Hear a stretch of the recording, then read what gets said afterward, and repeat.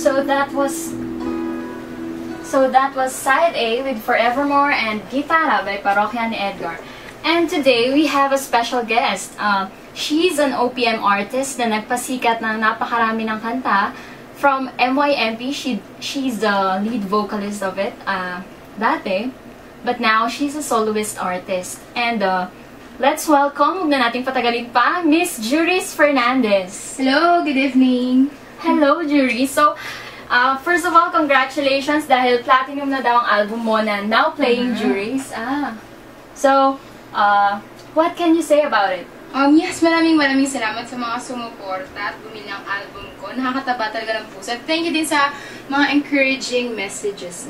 Yan. Yeah, and also, nanalo ka daw sa Awit Award. So, anong pakiramdam na maparangalan ng ganun ka-prestihiyosong award? Siyempre, sobrang blessed. Kasi, bawat paghihirap mo sa trabaho mo, yun. So, parang, yun din yung award nyo lahat.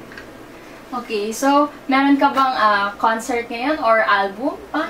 Yeah. Meron akong second album and it's out in the market and it's entitled Juris Forevermore with new compositions. And it includes the song Kahit Di Mo Sabihin. At may versions din ako ng mga OPM revivals and English versions ng 2 Korean songs.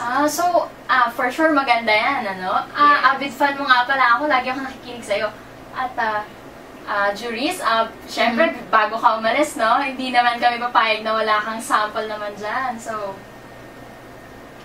Yeah. So, sure, nandito yung song and it's entitled Minsan Lang Kita Iibigin. I know familiar naman kayong lahat dito. Yan.